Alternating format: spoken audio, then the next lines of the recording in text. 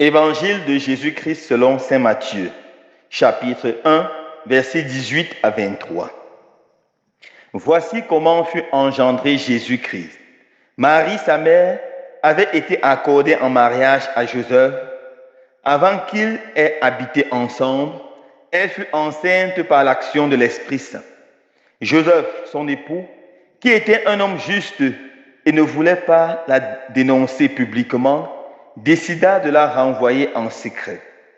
Comme il avait formé ce projet, voici que l'ange du Seigneur lui apparut en songe et lui dit: Joseph, fils de David, ne crains pas de prendre chez toi Marie, ton épouse, puisque l'enfant qui est engendré en elle vient de l'Esprit Saint.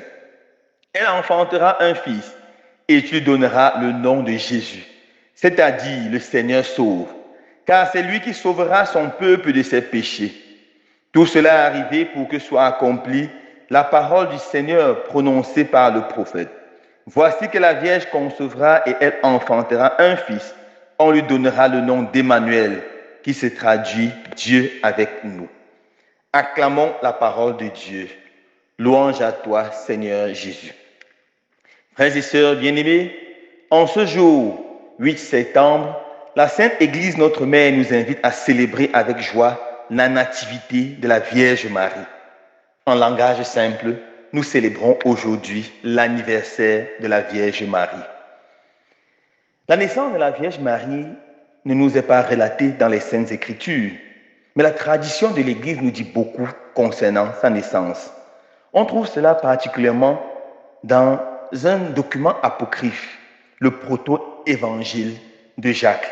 C'est un document du IIe siècle qui est attribué à l'apôtre Saint Jacques. Quelle est l'histoire de la naissance de la Vierge Marie? Tout d'abord, ses parents, Joachim et Anne, étaient deux hommes pieux, deux êtres humains pieux et religieux. Joachim était originaire de la Galilée, spécialement de Nazareth, et Anne, son épouse, était une native de Bethléem. C'étaient des hommes justes qui craignaient Dieu et qui suivaient toutes les ordonnances et les lois de Moïse. En plus, c'étaient des hommes très, très généreux. Ils étaient reconnus par tous pour leur grande générosité. Leurs revenus étaient répartis en 3 parts égales. La première part, ils l'utilisaient pour le service du temple et des ministres du temple, c'est-à-dire les prêtres. La deuxième partie, ils l'utilisaient pour s'occuper des pauvres, des étrangers, de l'orphelin et la veuve. Et ce n'est que la troisième partie qu'ils utilisaient pour subvenir à leurs propres besoins. Leur grande générosité a produit les grandes merveilles dans leur vie. Ça a attiré sur eux la bénédiction du Seigneur. Alors après leur mariage, ils ont vécu 20 ans sans enfants. Et c'était une très grande souffrance pour les deux, spécialement pour Anne. Et ils ont prié et jeûné pour demander au Seigneur la grâce d'avoir un enfant. Mais malheureusement, pendant 20 ans, ils n'avaient pas d'enfant. Après 20 ans de mariage, ils ont fait un pèlerinage à Jérusalem pour offrir le sacrifice. Et Joachim, qui avait de nombreux bétails, de nombreux agneaux, a pris le premier, le plus beau, et s'est avancé. Il y avait dans le temple un prêtre qui était reconnu pour sa raideur. Il s'appelait Rubin. Et il s'est moqué de Joachim. Il a dit: comment oses-tu t'avancer le premier pour offrir quelque chose au Seigneur alors que tu n'as aucun enfant qui t'est propre? Joachim a été très blessé par cette remarque du prêtre et il s'est mis à pleurer. Au retour, il allait plutôt dans le désert et il est resté là pendant 40 jours et 40 nuits, sans manger, en priant et en demandant au Seigneur la grâce d'avoir un enfant. Il a fait cette promesse au Seigneur: si tu me donnes un enfant, cet enfant te sera totalement, entièrement consacré. Anne est retournée chez elle et s'est mise à prier et à pleurer. Dans un premier temps, elle demandait au Seigneur de retrouver son mari et de leur donner un enfant. Elle a fait la même promesse au Seigneur: si tu nous donnes un enfant, cet enfant t'appartiendra tous les jours de sa vie. Mais après 20 jours, elle s'est rendue compte que certainement son mari est mort. Elle a commencé à faire le deuil. C'est pendant son deuil, lorsqu'elle était en train de pleurer, le 40e jour, l'ange du Seigneur lui apparut et lui a dit, cesse de pleurer, Anne.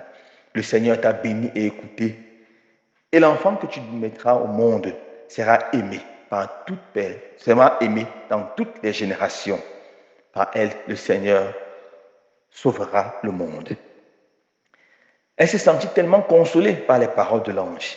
Et au même moment, l'ange apparaît également en songe à son époux Joachim et lui dit, lève-toi, retourne chez toi, le Seigneur a écouté ta prière.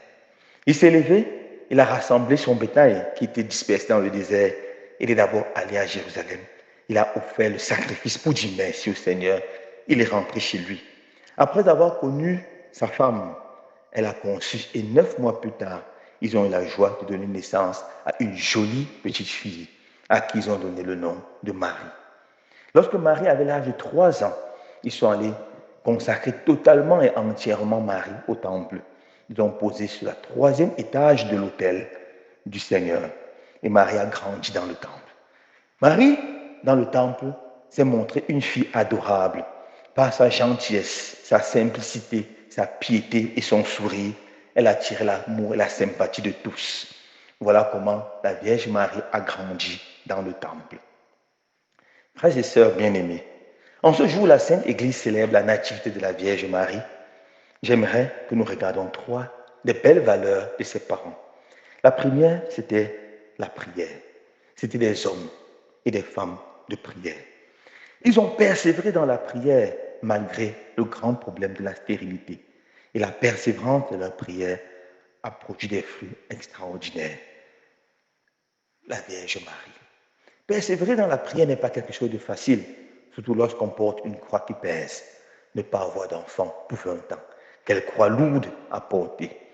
Que le Seigneur donne l'amour de la prière.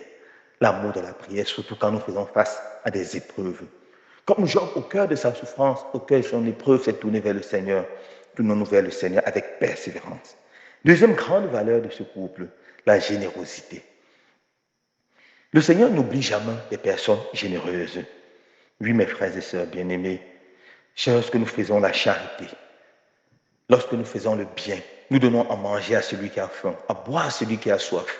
Lorsque nous donnons un vêtement à celui qui est nu ou à un étranger, nous faisons cela au Seigneur. On peut voir ça dans Matthieu chapitre 25. Et notre récompense est grande. La charité couvre non seulement une multitude de nos péchés, comme nous dit Saint Jacques, mais aussi et surtout, la charité attire sur nous la grâce et la bénédiction du Seigneur. La charité et la générosité de ce couple a attiré sur eux cette grande bénédiction, devenir les parents de celle qui va porter le Sauveur du monde. La charité. Mes frères et sœurs, est-ce que nous sommes encore généreux? Est-ce que nous connaissons encore donner? En ce moment de rentrée scolaire, est-ce que nous pensons aussi à ceux qui n'ont personne pour les aider, à ces enfants déplacés anglophones, à ces enfants qui souffrent? Mes frères et sœurs bien-aimés, nous devons apprendre à avoir la générosité dans notre cœur et ne pas penser seulement en nous. Cette générosité couvrira non seulement une multitude de nos péchés, mais attirera sur nous la bénédiction du Seigneur. Dernier point qui apparaît dans l'histoire de la naissance de la Vierge Marie, c'est la reconnaissance de ses parents. Après que le Seigneur a écouté leurs prières, ils ont été reconnaissants. Ils ont montré leur reconnaissance en Dieu en lui consacrant leur fille unique. Ils n'ont pas fait comme beaucoup de personnes qui demandent des grandes choses à Dieu et lorsqu'ils sont bénis, ils oublient toutes les promesses qu'ils ont faites au Seigneur. Ils ont tenu à leurs promesses en action de grâce. La louange, l'action de grâce, pas seulement en parole, mais en tenant nos vœux, en tenant nos promesses, est une bénédiction. En ce jour, nous célébrons l'anniversaire de la Vierge Marie. Demande au Seigneur de donner la grâce d'être comme ses parents, des hommes de prière, des hommes avec un cœur bon, un cœur généreux et des hommes qui connaissent lui dire merci. Que le Seigneur bénisse chacun d'entre nous. Joyeux anniversaire, Maman Marie. Happy birthday to you, Our Lady.